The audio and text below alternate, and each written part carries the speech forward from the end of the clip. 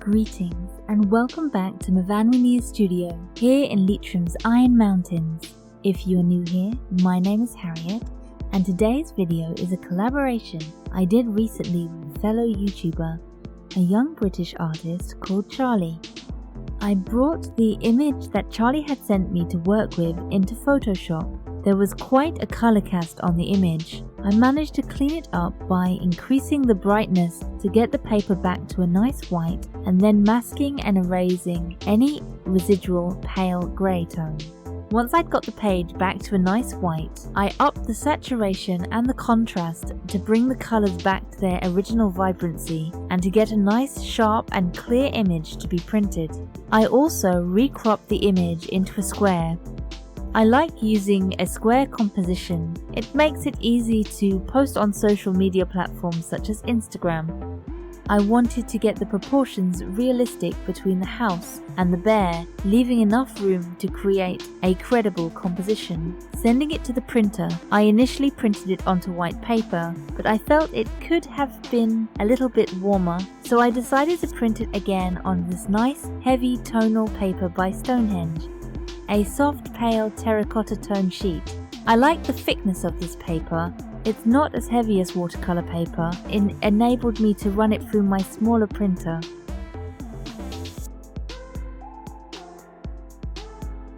I was extremely impressed by the presentation of Charlie's videos. He had a wonderful personality and a clear, confident presentation of his artwork. Immediately I was like, wow, from someone who is clearly still of school age to be so brilliantly confident.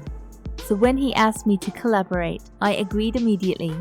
I've only actually ever done one other collaboration here on YouTube, so this is my second collaboration on my channel. This collab was very spontaneous. We corresponded via direct messaging on Instagram, where we discussed the format for our collaboration. Initially, Charlie suggested a favourite scene from a Disney film, but I wasn't completely convinced I wanted to copy or try and interpret a Disney image. So I suggested we draw a favourite childhood toy. I thought that would be an interesting theme because not only do I love toys and collect them, I felt with the age difference between myself and Charlie that I was interested to see what he would choose from his childhood to represent in a piece of artwork. Charlie was to draw the first part of the piece and I was to finish it. He presented to me this lovely colouring pencil drawing, which is very illustrative and very neat and tidy. It has the feel of a children's book.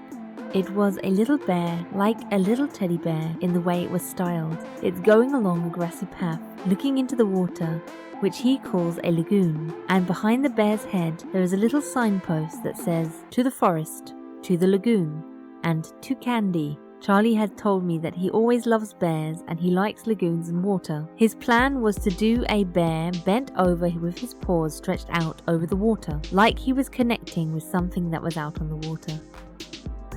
This set the tone for what I was going to do. Noting the teddy bear was presented like a real bear, walking in the grass in this magical world where there's candy in one direction and a forest and a lagoon in another. This opened up the piece to be quite a fantastical landscape. Pondering how to respond and gazing at the shelf above my desk, where I have a little shelf displaying a couple of dolls' houses and some cuddly handmade toys made by a dear friend. My attention fixed upon my 1980s retro big yellow teapot. It's a doll's house, produced by the British toy manufacturer 𝕙𝕠𝕡𝕠𝕪, launching in 1980.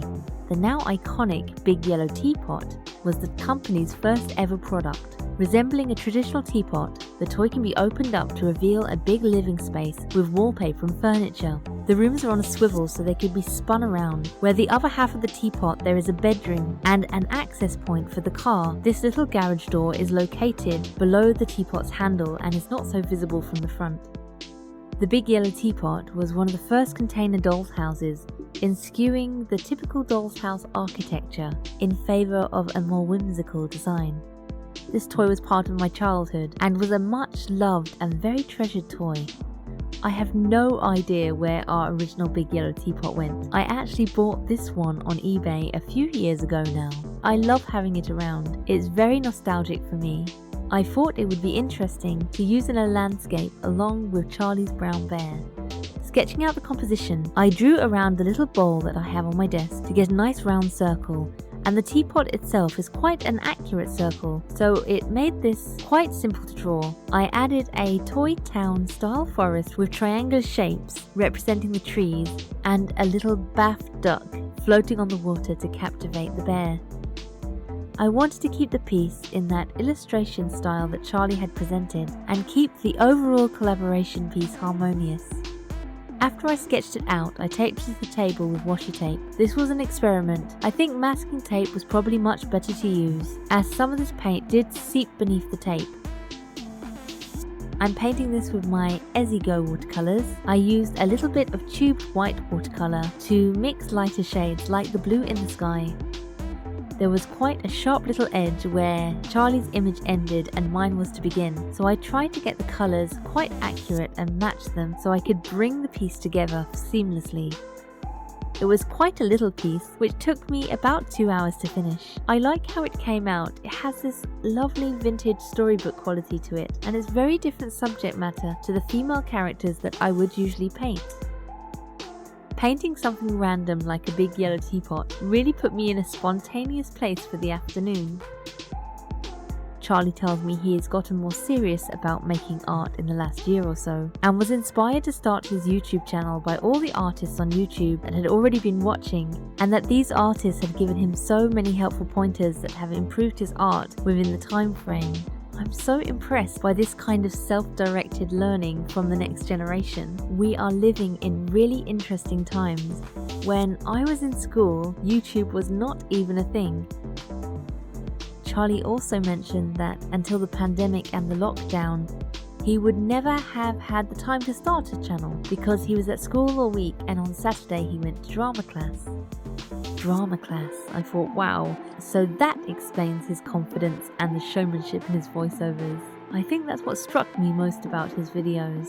Charlie tells me his current artistic aspirations are to experience different types of new mediums and to grow his channel to 1,000 before the end of the year. I will leave a link below the video to Charlie's channel and his video showing him work on his half of the piece, so do go along and check out his wonderful channel and help him to reach his goal by subscribing and sending some love.